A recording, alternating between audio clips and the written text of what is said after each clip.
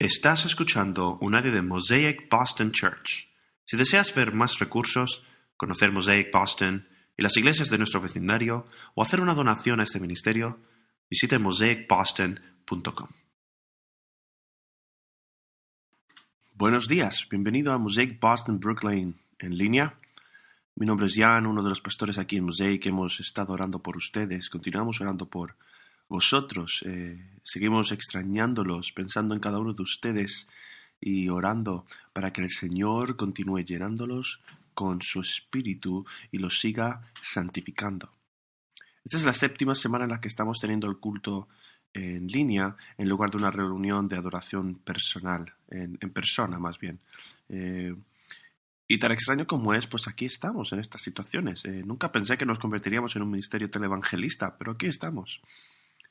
Estamos en el punto de la pandemia donde quizás, a lo mejor tú te encuentres ahí, tal vez pueda relacionarse con estas preocupaciones por algunas de las consecuencias superficiales de la pandemia.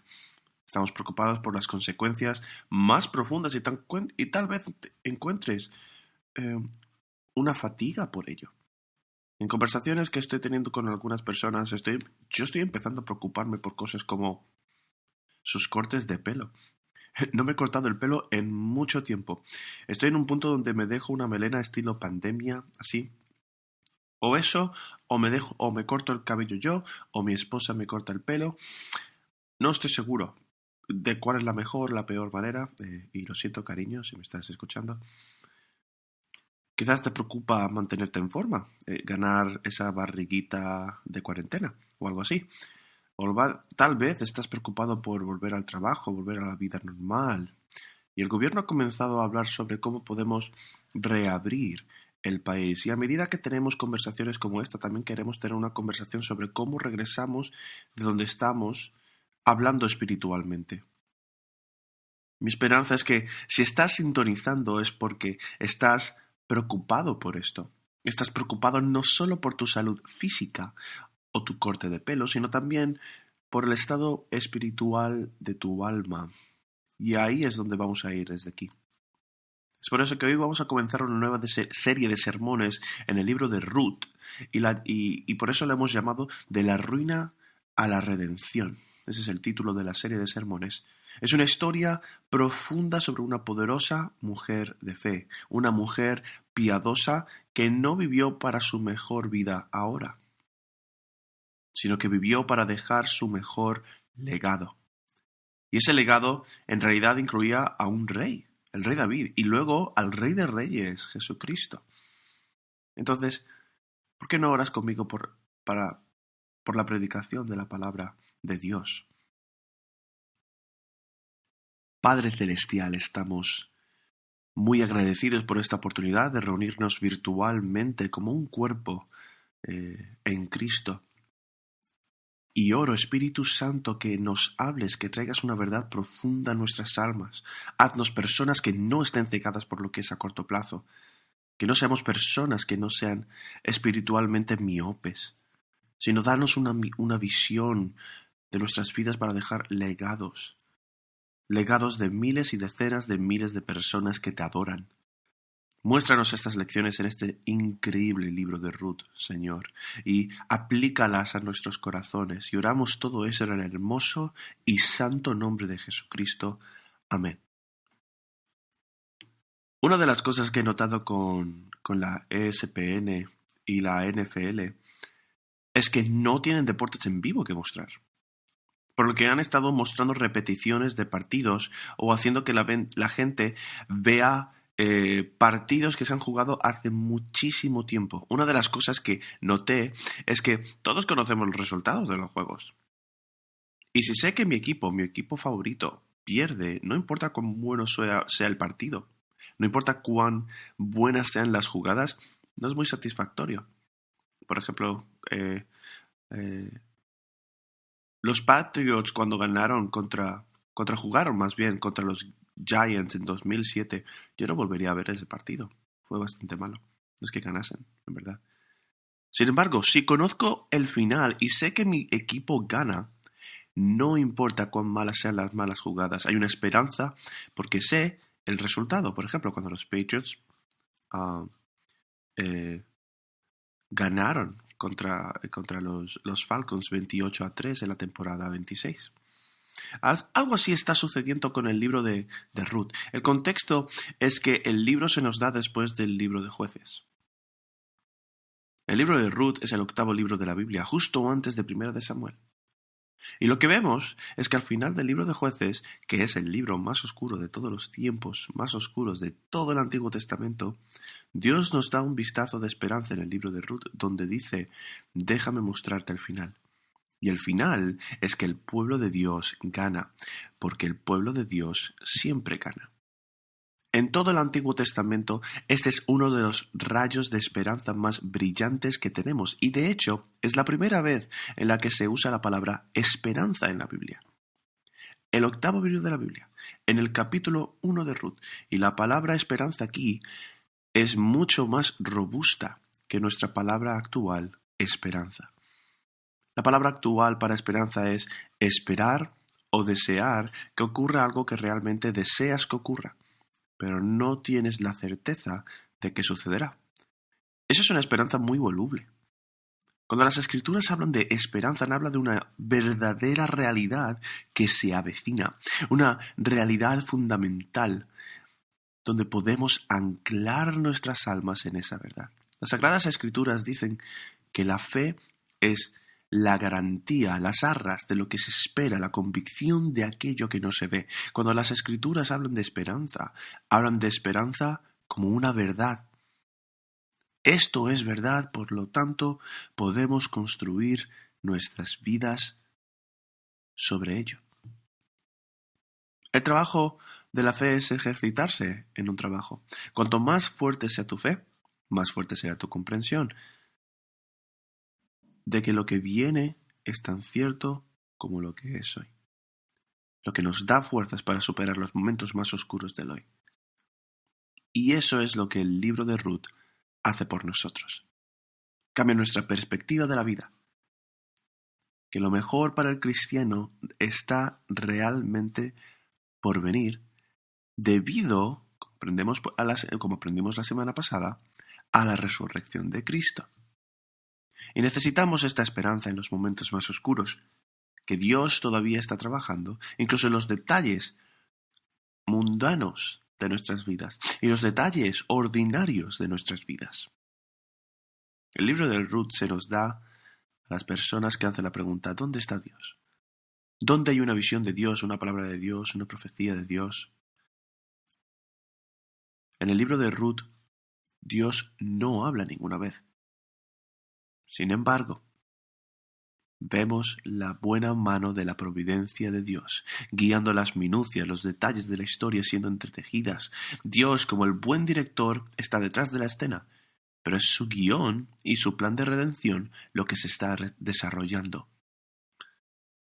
Aquí el nombre de Dios se nombra 18 veces en estos 4 capítulos cortos. Entonces, esto es lo que me gustaría que hicieras en las próximas semanas. Lee este libro. Léelo una y otra vez. Se tarda unos 10 minutos en leer rápidamente, pero unos 20 minutos con meditación, 30 minutos con meditación. Y es una palabra de esperanza para nosotros en particular mientras atravesamos una temporada de estas como pérdidas, como la que estamos viviendo. Y la vida. En la vida pasamos por temporadas de pérdidas y unos cruces, ¿no?, donde tenemos que tomar decisiones. Pero Dios siembra sus semillas de gracia en invierno y luego trae una cosecha abundante. Y el libro lleva el nombre de Ruth, que es realmente notable. Es el único libro del Antiguo Testamento con el nombre de alguien que no es israelita.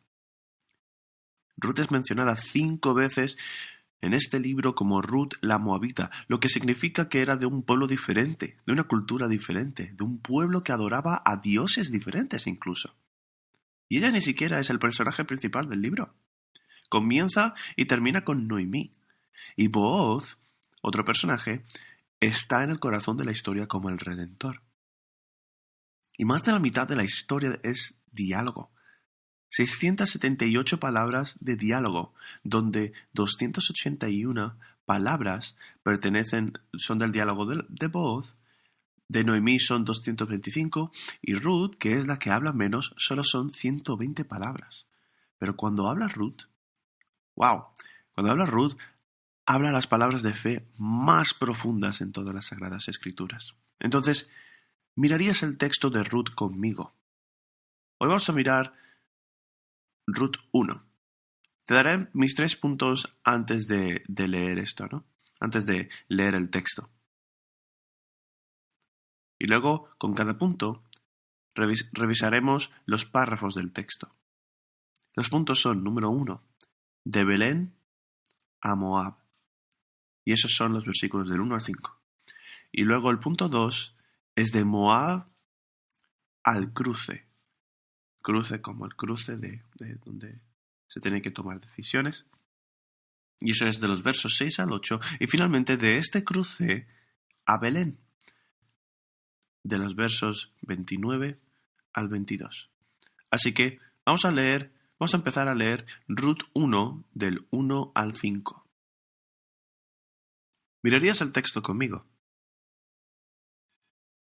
Número 1 dice: aconteció que en los días en que gobernaban los jueces hubo hambre en el país. Y un hombre de Belén de Judá fue a residir en los campos de Moab con su mujer y sus 2 hijos. Aquel hombre se llamaba Elimelec y su mujer se llamaba Noemí. Los nombres de sus 2 hijos eran Mahlón y Kelión, efrateos de Belén de Judá. Y llegaron a los campos de Moab y allí se quedaron. Y murió Elimelec, marido de Noemí, y quedó ella con sus 2 hijos. Y ellos se casaron con mujeres moabitas. El nombre de una era Orfa, el nombre de la otra Ruth. Y habitaron allí unos 10 años. Murieron también los 2, Mahlón y Kelión, y la mujer quedó privada de sus 2 hijos y de su marido. Esta es la lectura de la palabra autoritaria, santa e infalible de Dios, y que Dios escriba estas verdades eternas en nuestros corazones. El contexto que tenemos aquí se trata de los días en los que los jueces dictaminaron aquí. Si lees el libro de Jueces, es una historia de tiempos oscuros, como dije antes. Una historia de infidelidad en serie, donde el pueblo de Dios recibió la ley de Dios. Fueron traídos del cautiverio a la tierra prometida. Y Dios dijo: si me obedeces serás bendecido, si me desobedeces vendrán maldiciones sobre la tierra. Y ves este ciclo de desobediencia que conduce a la idolatría, que conduce a la esclavitud. Finalmente las personas vuelven a sus sentidos y luego se arrepienten y son libres. Pero cuando ve este ciclo una y otra vez y cada ciclo es recurrente, es más oscuro que el anterior. Es casi como si hubiera una espiral descendente fuera de control. Y el libro de Jueces termina con el siguiente versículo, Jueces 21, versículo 25. Ese es el versículo que precede al libro de Ruth. En esos días no había rey en Israel. Cada uno hacía lo que le parecía bien ante sus ojos. Es casi como si fuera la descripción de los Estados Unidos hoy. Todo hacen lo correcto en sus propios ojos. Todos definen su propia libertad, su propia verdad. Todos definen su propia moralidad. Todos definen su propia realidad y esto conduce al caos. Entonces, vemos un caos moral que conduce a la inestabilidad política, que conduce a una crisis financiera. Ese es el libro de Jueces, no los Estados Unidos. Aunque vemos el mismo patrón una y otra vez a medida que las personas abandonan a Dios, a medida que las personas abandonan la palabra de Dios, hay una hambruna de la palabra de Dios que conduce a una hambruna de comida. Entonces, nos encontramos con Elimelec y Noemí. Elimelec, su nombre en hebreo significa Dios es rey. Y el nombre de Noemí significa dulce. Y bueno, ella es una dulzura, como podemos ver, ¿no? Según el nombre. Comienzan como hijos, quizás de creyentes de familias fieles, en Israel, en Belén. Pero algo sucede en el camino con su fe, no se nos dice qué es. Algo sucede con su fe que es sacudida. Y una de las razones por las cuales su fe fue sacudida fue por la hambruna. La hambruna provocó una crisis de fe para ellos. La inestabilidad financiera, la crisis financiera condujo a una crisis de fe. ¿Por qué sucedió esto? Bueno, cuando esperamos que Dios exista para nosotros, cuando esperamos que Dios nos dé lo que definimos nosotros como bueno o el bien supremo, y luego no obtenemos lo que queremos de Dios, existe la tentación de enojarnos con Dios, de amargarnos. Cuando no obtenemos lo que queremos y cuando obtenemos lo que no queremos, existe esta tentación, y me pregunto si eso fue lo que sucedió con Elimelech y Noemí. Puedes ver algo de esa amargura con los nombres de sus hijos. Quizás sus hijos nacieron en hambruna que rodeaba la nación, y al primer hijo que llamaron Matlón, su nombre significa enfermizo, y al segundo hijo lo llamaron Kelión, que significa gastado o frágil. El nombre de sus hijos eran enfermizo y frágil. ¿Por qué harían eso? Creo que es porque estaban amargados con Dios. Dios, no queríamos estas circunstancias, no queríamos esta ruina financiera, no pedimos esto de ti. Si eres un buen Dios y un Dios todopoderoso, ¿por qué colocas esta ruina en nuestras vidas? Entonces toman la decisión de abandonar la tierra prometida, donde tenían una herencia. Dejan al pueblo de Dios, abandonan la comunidad del pacto en busca de riqueza financiera. Y esto es lo que vemos en el texto, que fueron a residir en el país de Moab. Y la palabra residir aquí significa que se suponía que esto era temporal. La Escritura dice que somos extranjeros, residentes, que vamos de paso. Nuestra vida aquí en la tierra no es más que un viaje a la eternidad. No hubo intención inicial de establecernos aquí. Es una residencia temporal. Ellos solo estaban visitando el país de Moab porque prometían beneficio financiero. Rut 1:2 dice, y llegaron a los campos de Moab y allí se quedaron.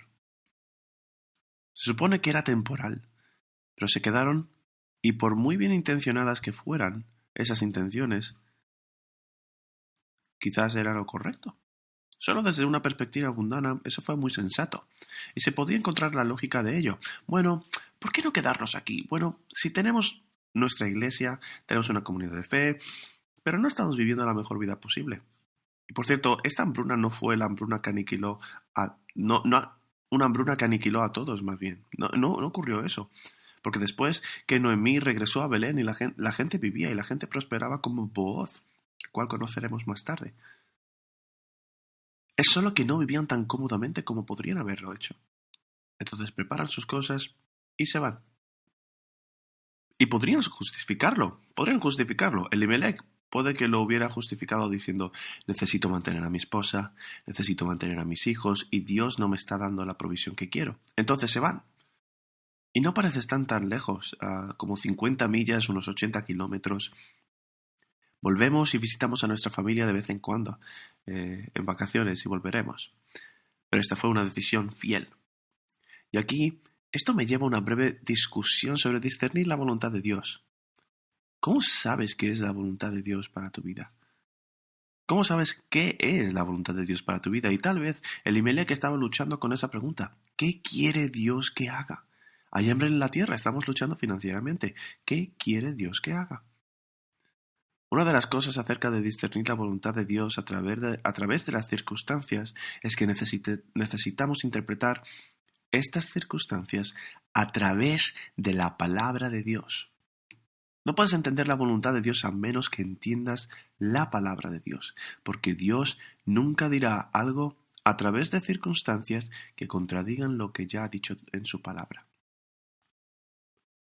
Y en la palabra de Dios, Dios le había dicho explícitamente al pueblo de Israel, no vayas a vivir a Moab. Esta es una tierra llena de idolatría y paganismo, y Elimelech y la familia no iban como misioneros a contarles a estas personas acerca de Dios. Iban para obtener estabilidad, etcétera, etcétera.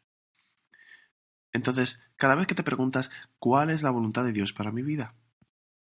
En primer lugar tienes que decir ¿qué dice Dios en su palabra? Y luego tienes que decir a la comunidad de la iglesia, hermanos y hermanas en tu vida, y decir, ayúdame a interpretar estas circunstancias a través de la palabra de Dios. Tú tienes el Espíritu Santo, yo tengo el Espíritu Santo. El Espíritu Santo se encuentra, habla desde las Escrituras también. Hagamos esto juntos. Pero no creo que ellos preguntasen. Y muy probablemente, Elimelech ni siquiera le preguntó a Dios mismo: Dios, ¿dónde quieres que viva? Dios, ¿dónde quieres que eche raíces? Si es aquí en Israel, a pesar del hecho de que ahora es difícil de manera temporal, confío de que proveerás, porque tu voluntad es siempre buena. Esta fue una decisión determinada. La Escritura luego dice que Elimelech muere. Y vemos el dolor de Noemí y también su amargura. Pero ella todavía tenía 2 hijos. Y vemos que estos 2 hijos se casan con muchachas moabitas y echan raíces.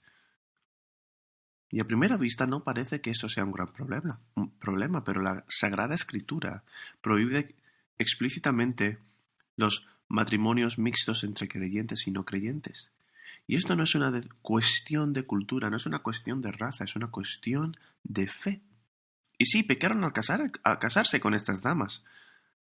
Pero tienes que volver a Elimelech, quien tomó la decisión de llevar a sus hijos a una tierra llena de paganismo. Entonces, la infidelidad de Elimelech conduce a la infidelidad generacional, porque Elimelech estaba preocupado por vivir su mejor vida inmediatamente en este momento. Su vida más cómoda en este momento conduce al pecado en su propia vida y luego al pecado en la vida de sus hijos. Y una de las cosas que vemos en toda la Escritura y una de las mayores lecciones que obtenemos en el libro de Ruth es que no debemos vivir para nuestra mejor vida ahora, en términos de nuestra comodidad inmediata. Debemos vivir vidas desde la perspectiva de la eternidad. Vidas para dejar un legado. Bueno, entonces, volviendo a la historia, se casaron. Los hijos se casaron, vivieron 10 años con sus esposas, pero no tuvieron hijos. Y desde la perspectiva del Antiguo Testamento y bíblica, los niños son una bendición del Señor. Y vemos susurros de la mano de la desaprobación de Dios o de la desaprobación de Dios sobre su familia en esta situación. Entonces los hijos murieron y los 3, Elimelech y sus 2 hijos, están enterrados en una tumba moabita. Y Noemí entierra a su esposo y ella entierra a sus 2 hijos. Entonces mira la situación, hay devastación, pérdida y luego otra pérdida. Y ahora nos encontramos en la historia donde hay 3 viudas, particularmente en un momento en el que sin estructura familiar eran especialmente vulnerables, y la historia quiere que lleguemos a un lugar donde esto es desgarrador. Lo que parecía un plan sensato y sabio, desde una perspectiva humana, desde una perspectiva financiera, desde una perspectiva física, termina en devastación. Terminó en devastación. Elimelech solo quería tomar un pequeño desvío del camino de Dios, y eso conduce a la devastación. Esto es lo que sucede, amigos, cuando caminamos por vista y no por fe. Cuando miramos los hechos tal como están ante nosotros, en lugar de interpretar los hechos a través de la verdad de la palabra de Dios. La sabiduría terrenal tiene sentido a corto plazo, pero nunca a largo plazo. La provisión temporal produce a la devastación final. Otra cosa de la que quiero hablar aquí es cuán sutilmente atrapa el pecado. Si le das al pecado solo una pulgada, un ápice, tomará una milla.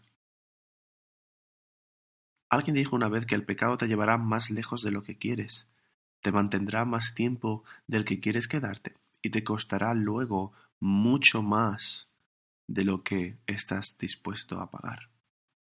Tenga cuidado con las estancias alrededor de Dios, ¿no? El circunnavegar la palabra de Dios, a Dios mismo, cuando estás en un pecado. Es posible que te encuentres en una tierra, figuradamente hablando, lejos de Dios, atrapado y que no puedas volver. Elimelech, su nombre significa que Dios es rey, pero para Elimelech, Dios era solo un rey de nombre. Cuando necesitaba consuelo, no lo buscaba a Dios, no buscaba a Dios como un refugio, no buscó como provisión en el sentido espiritual, sino una provisión física, simplemente. La comodidad rápida mata. Y esta es una palabra realmente importante para nosotros hoy mientras atravesamos una tormenta. Una de las mayores tentaciones mientras atravesamos una tormenta es dejar de construir una casa de obediencia en la roca de la palabra de Dios, porque es difícil. En cambio, estamos tentados a construir castillos de arena de desobediencia, de pecado, de buscar autoconsuelo, placer y pecado. Oh, amigo, no vayas ahí. No vayas ahí. Hay una profunda lección que podemos ver de Elimelech. ¿Dónde viven antes de ir a Moab? Ellos vivían en Belén de Judá. Y se menciona esto 2 veces aquí en este texto. También Belén es mencionado 2 veces en el libro de Jueces. Era un pequeño pueblo insignificante en este periodo de tiempo. Sin embargo, sabemos por el libro de Miqueas que Jesús, el Mesías, vendría de Belén. Jesús, la palabra de Dios, el pan de vida, iba a nacer en Belén. Y eso es lo que significa la palabra Belén. Significa casa de pan. Entonces, si Dios nombra una casa de un pueblo como pan de Israel, tiene un significado increíble. Y esa casa de pan estaba en la tierra prometida, una tierra que se suponía que estaba fluyendo con leche y miel. Y había hambre en la casa de pan, en Belén. Y eso no fue por accidente, fue por la providencia de Dios.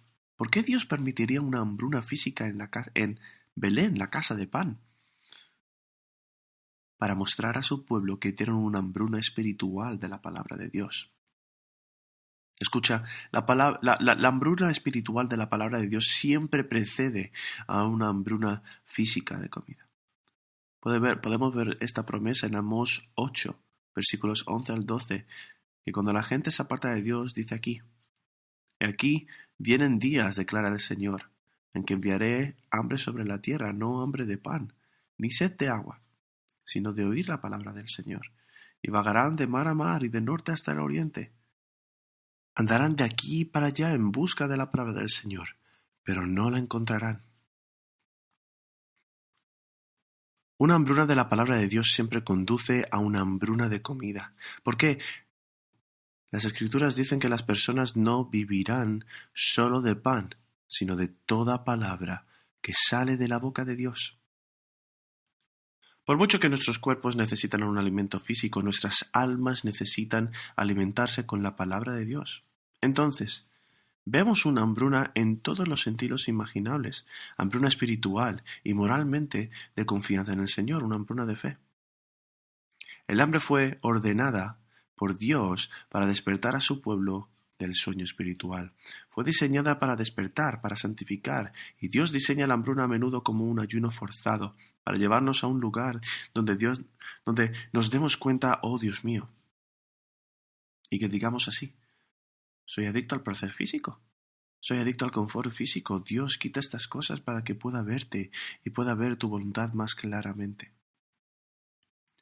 La hambruna y la crisis económica en general, está diseñada por Dios para hacernos recurrir a Él en arrepentimiento, para volver a Dios. Una de mis citas favoritas sobre esto es de C.S. Lewis, quien dice que Dios nos susurra en nuestros placeres, habla en nuestra conciencia, pero grita en nuestros dolores. El dolor es su megáfono para despertar un mundo sordo. Cuando Dios envía un sufrimiento como quizás lo está haciendo hoy, en todo el mundo lo hace intencionalmente, lo hace para despertarnos y nos da la opción. Puedes correr hacia Dios o puedes huir de Dios. Puedes correr hacia Dios y encontrar bendición para encontrar tu vida bendecida. O puedes huir de Dios en busca de tu mejor vida. Elimelech precisamente no entendió esto. Entonces se mudaron de Moab a Belén, lo que llevó a la devastación.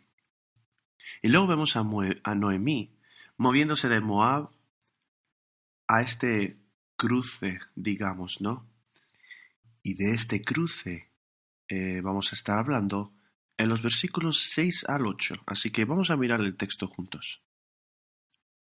Dice así el texto, versículos 6 al 8. Entonces se levantó con sus nueras para regresar de la tierra de Moab, porque ella había oído en la tierra de Moab que el Señor había visitado a su pueblo dándole alimento.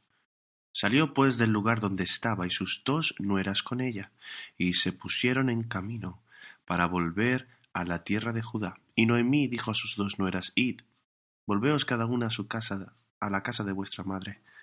Que el Señor tenga misericordia de vosotras, como vosotras la habéis tenido con los muertos y conmigo. Que el Señor os conceda que halléis descanso, cada una en la casa de su marido.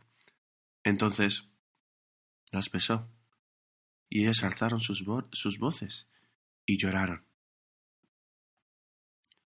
Ellas escuchan finalmente que Belén, la casa de Dios, ha sido provista con pan por Dios. Quizás la gente se haya alejado de su desobediencia e idolatría, en estar esclavizada por el pecado y arrepentida, después viene y Dios los libera. Vemos a Noemí y a sus nueras. Se mudan juntas desde el lugar de Moab en dirección a Belén. Están juntas en este camino. Y vemos que tal vez llegan a la frontera. Tal vez sus hijas no entendieron la finalidad de esta decisión, la inmensidad de la decisión de abandonar sus hogares e ir con ella.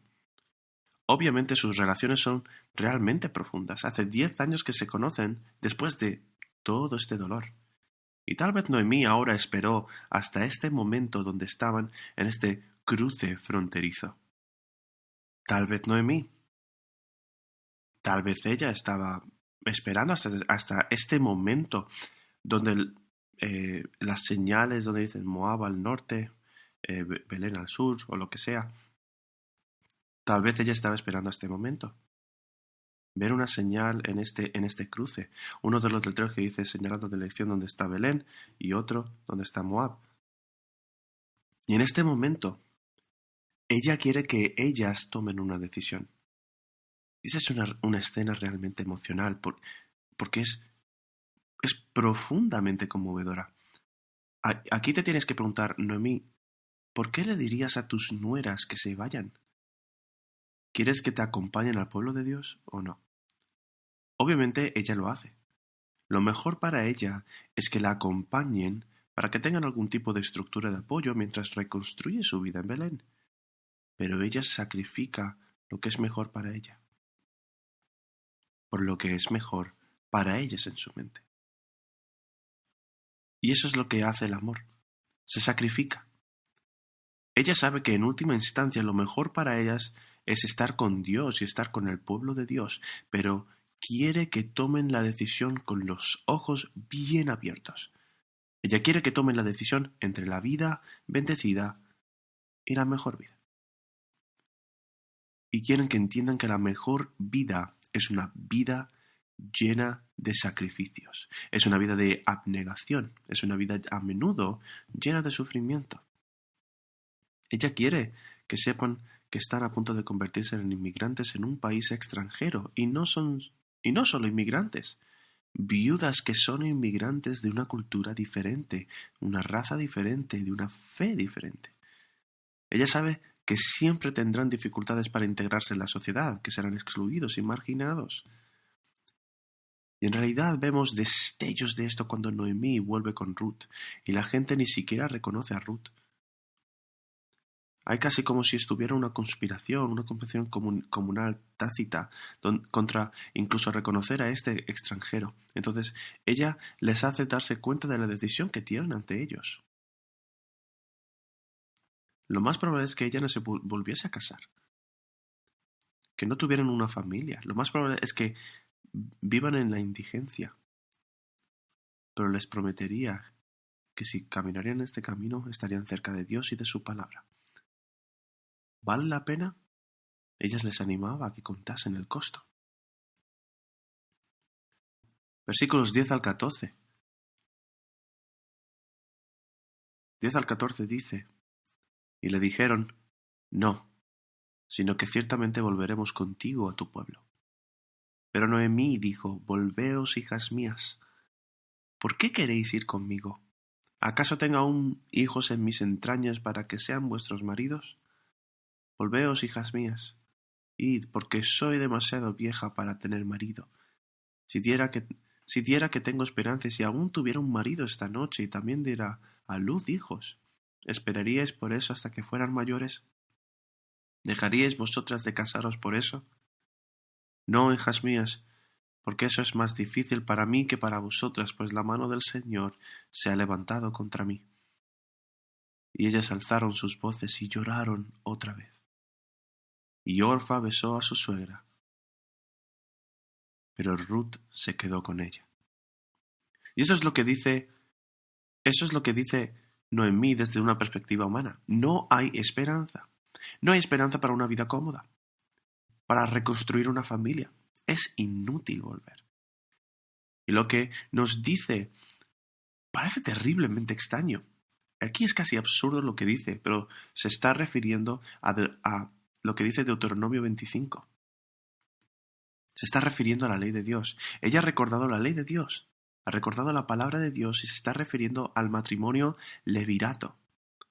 En un matrimonio levirato, cuando un esposo muere y la esposa está viva, la obligación del pariente más cercano del esposo es casarse con la mujer para mantener vivo el nombre, para mantener la herencia en la tierra, para, llamémoslo así, proporcionar herederos. No significa mucho para nosotros, pero fue un asunto de enorme importancia cultural para ellos. Y ella dice: no hay esperanza para nada de esto, no hay herederos, no hay esperanza en la familia.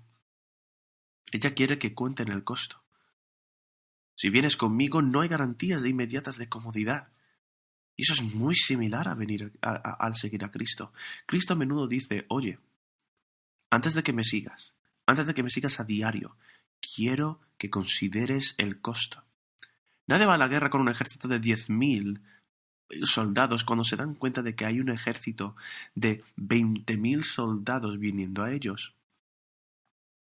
Es por eso que uno cuenta el costo primero. ¿Tienes lo que se necesita? Bueno, pues esto va a ser bastante difícil, va a haber mucho sufrimiento. Hechos 14:22 dice: fortaleciendo los ánimos de los discípulos, exhortándolos a que perseveren en la fe, diciendo: es necesario que a través de muchas tribulaciones entremos en el reino de Dios. Cuando venimos a Cristo, no hay garantías de una vida cómoda. No hay garantías de una vida libre de dolor y angustia, de dificultades y tormentas. No hay promesa de riqueza y salud y una larga vida en la tierra. En realidad, Jesús te promete: si me sigues, toma tu cruz, sígueme a diario. Hay sufrimiento. Una de las cosas que nuestra cultura no entiende es que el sufrimiento a menudo es un regalo. Nos fortalece, purifica nuestro carácter, purifica nuestra alma. El libro de Santiago nos dice que nos alegremos cuando nos encontremos en pruebas de diferentes tipos. A menudo Dios ordena el sufrimiento y lo hace para nuestra santificación. Nos ofrece consuelo eterno, lo hace, pero no hay garantía de comodidad temporal. Y el mundo hace lo contrario. El mundo dice: no hay eternidad, no podemos ofrecerte nada de la eternidad, así que come, bebe y diviértete porque mañana moriremos. Nos ofrece comodidades temporales. Pero sabemos esto, incluso físicamente, que si buscas comodidades temporales a través de los alimentos, en última instancia va a dañar tu salud. Si persigues las comodidades temporales a través de las finanzas, simplemente gasta todo lo que entra y luego vive lujosamente, dará el fruto de las consecuencias de tal decisión. Entendemos que a corto plazo, a menudo, debemos sacrificar los placeres a corto plazo por la comodidad a largo plazo, por el florecimiento a largo plazo. Y Dios no habla desde una perspectiva de nuestra vida. Habla de una perspectiva de la eternidad. De que cada decisión que hacemos necesitamos hacerla desde la perspectiva de lo eterno.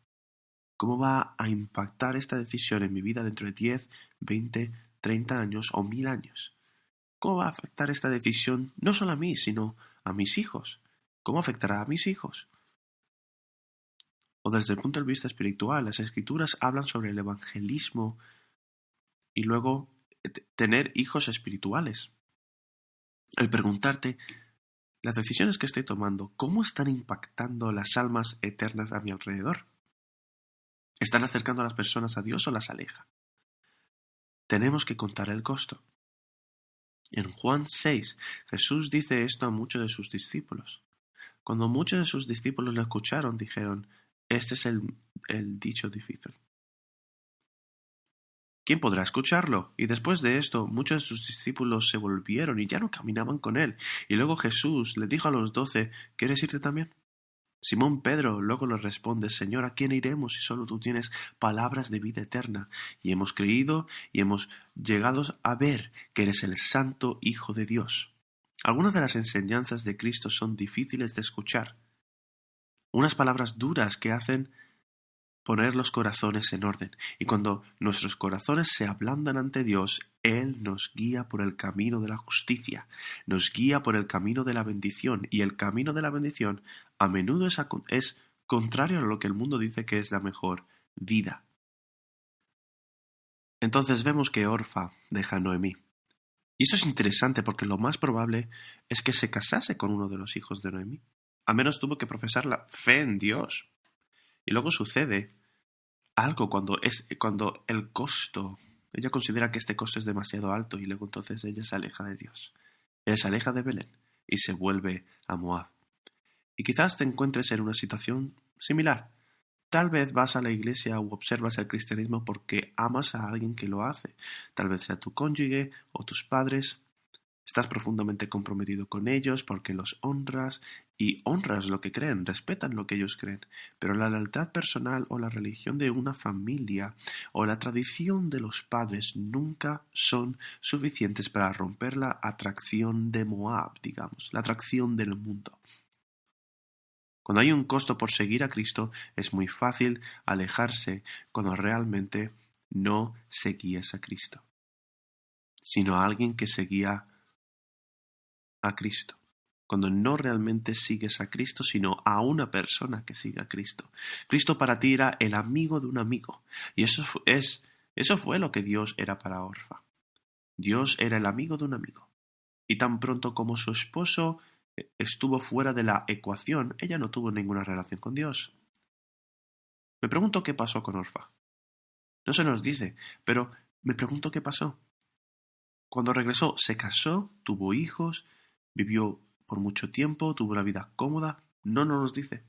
Pero en lo que respecta a este libro, en cuanto a la historia, cómo se desarrolla, en cuanto a la redención de Dios, ella se ha ido, se ha esfumado. Está fuera de la historia, ya no escuchamos sobre Orfa más.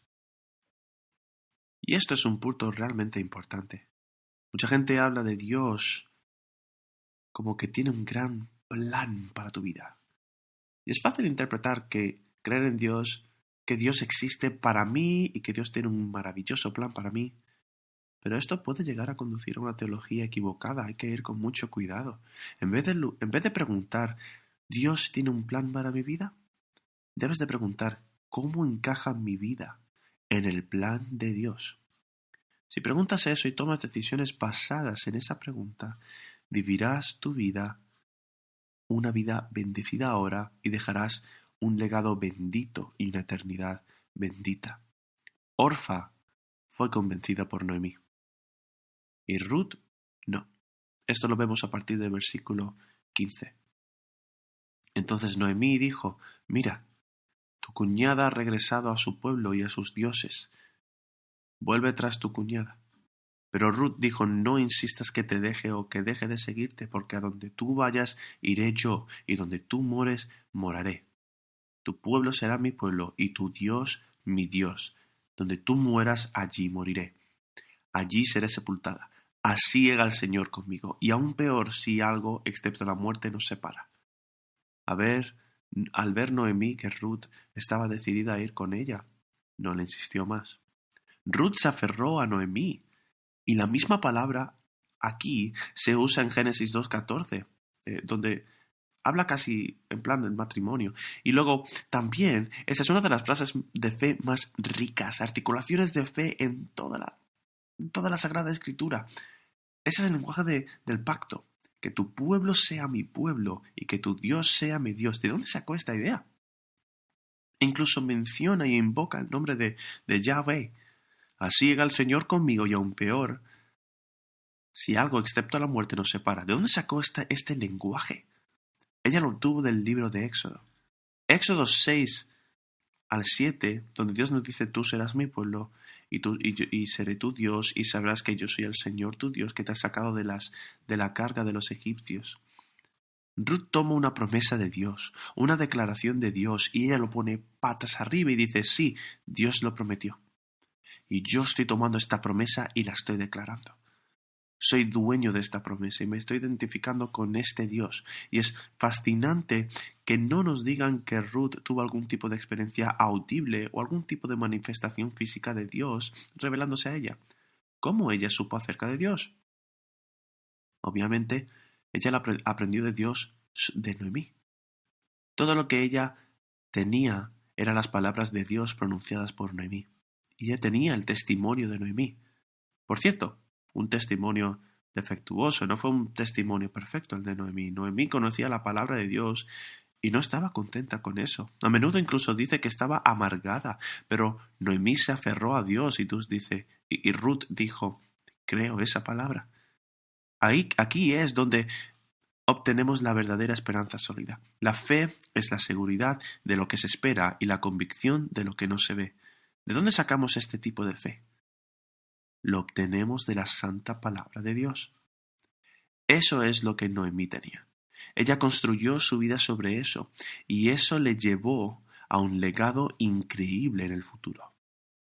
Entonces, para eso, solo quiero recordarles que en esta temporada donde tal vez tengan más tiempo libre de lo habitual, lean la palabra de Dios, estudia la palabra de Dios, medita en la palabra de Dios, sé transformado por la renovación de tu mente, no te conformes a este mundo. Este mundo nos está dando todo tipo de mensajes sensibles sobre lo que significa vivir una vida agradable. En particular, estos mensajes son realmente fáciles de aceptar, resuenan con nosotros en una temporada de sufrimiento, porque lo que hace es que nos hace realmente egoístas. Eso es lo que vemos con Elimelech, lo mejor para mí. Vemos esto con sus hijos. ¿Qué es lo mejor para mí ahora? Eso es lo que hace el sufrimiento, nos hace realmente egoístas. Y luego, a menudo, el mundo nos da estos mensajes de, oye, seguir a Cristo en obediencia en tu matrimonio es difícil. Sal de ahí. Sal de ahí. Seguir a Cristo en obediencia en tu soltería es difícil. Sal de ahí. Escápate, etcétera, etcétera. No, amigos míos. Construye tu vida en la palabra de Dios, incluso en este tipo de sufrimiento. La otra cosa que solo quiero señalar es que el testimonio de Noemí a Ruth condujo a la conversión de Ruth, aunque su testimonio fuese imperfecto, aunque su caminar con el Señor no fue perfecto. Sí, ella compartió la palabra de Dios y honestamente compartió sus luchas. ¿Porque soy cristiano? ¿Porque soy perfecto en mí mismo? ¿Porque sigo religiosamente perfecto? No, por supuesto que no. Soy cristiano porque necesito gracia, porque lucho, porque necesito la palabra de Dios en mi vida, necesito el Espíritu de Dios en mi vida, necesitamos la misericordia de Dios y la gracia de Dios diariamente. No somos cristianos porque lo tenemos todo arreglado.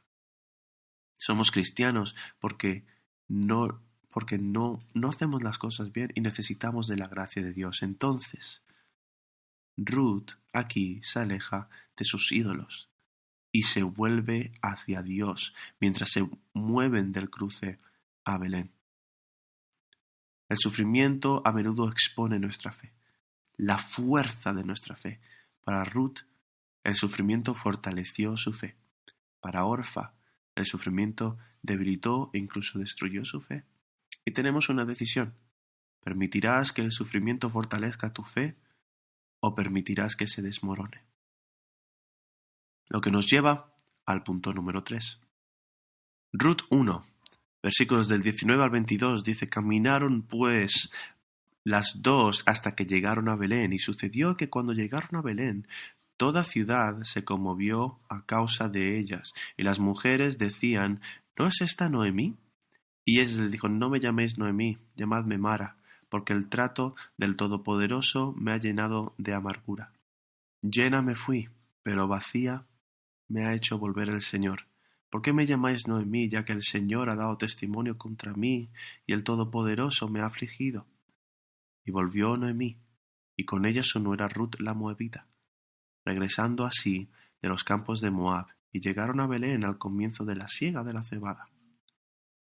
La gente no reconoció a Noemí. Una de las razones por las que no reconocieron a Noemí es solo por el proceso natural del envejecimiento.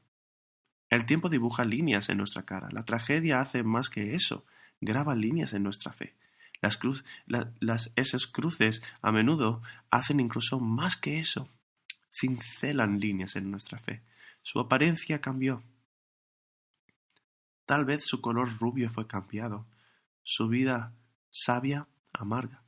Cuando seguimos al Señor, Dios a menudo nos guía a través de temporadas de lucha. Y a menudo escucho a la gente decir algo como, Dios no te dará más de lo que puedes manejar. Oh, eso no es verdad. Dios a menudo nos da más de lo que podemos manejar, pero a medida que nos da más de lo que podemos manejar, también nos ofrece la gracia para manejarlo. 1 Corintios 10:13. No os ha sobrevenido ninguna tentación que no sea común a los hombres. Y fiel es Dios, que no permitirá que vosotros seáis tentados más allá de lo que podéis soportar, sino que con la tentación proveerá también la vía de escape, a fin de que podáis resistirla. Dios a menudo nos guía a través de los valles de la sombra de muerte, pero Él está ahí con nosotros si continuamos aferrándonos a Él. El Salmo 34, versículo 19 dice, muchas son las aflicciones del justo, pero de todas ellas los libra el Señor. Noemí dijo, no me llames dulce, llamadme amarga. Ella está amargada por las circunstancias, pero aún conserva la fe en el Todopoderoso. Trae e invoca el nombre del Todopoderoso y vemos un rayo de esperanza en su testimonio. En eso, ella invoca el nombre de Dios y también ella regresó a Belén.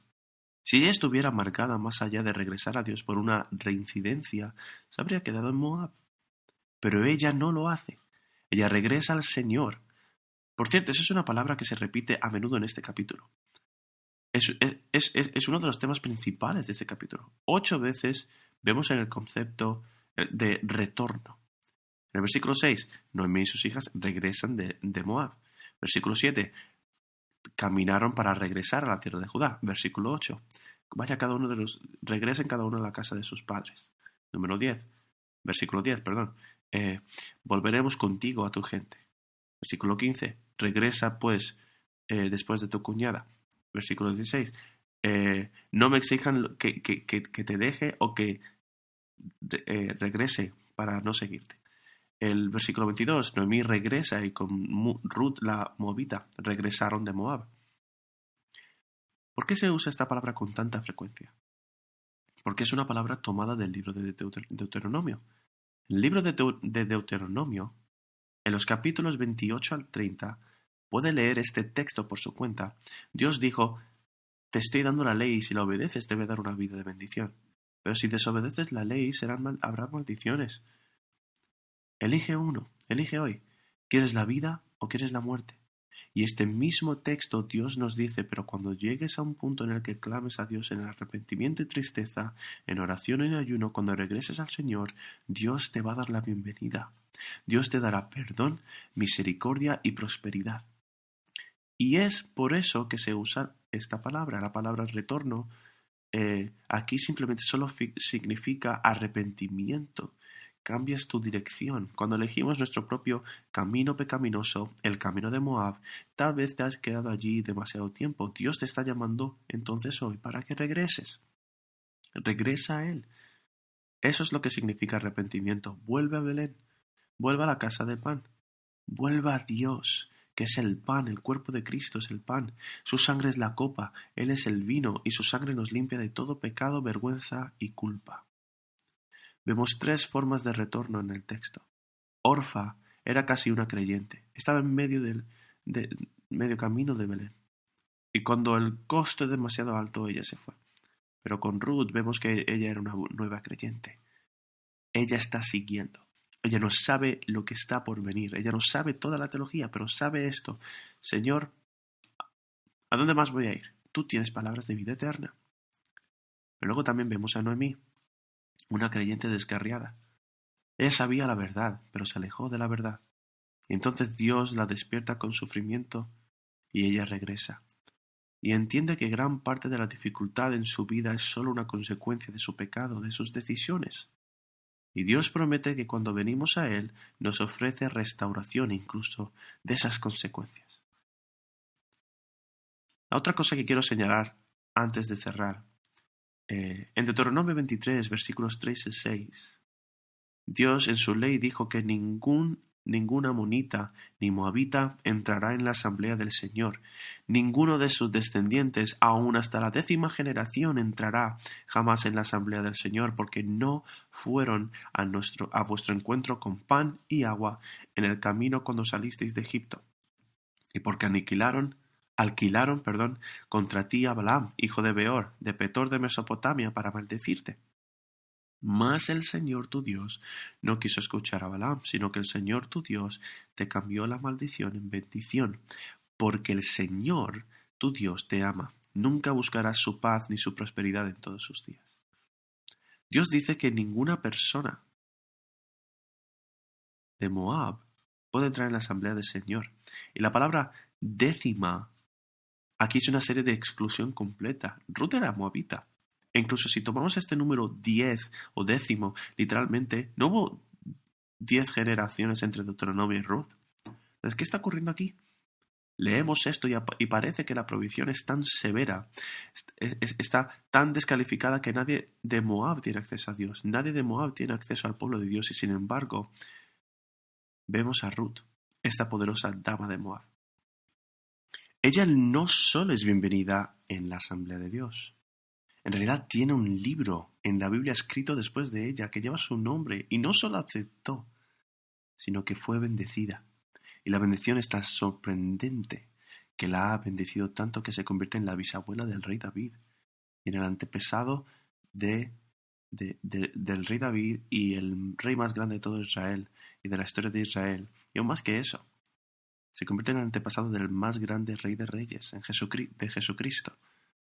Bueno, ¿cómo puede pasar esto? ¿Cómo podría esta señora, donde Dios dice nadie de estas personas puede convertirse en uno de mi pueblo, cómo pasó esto?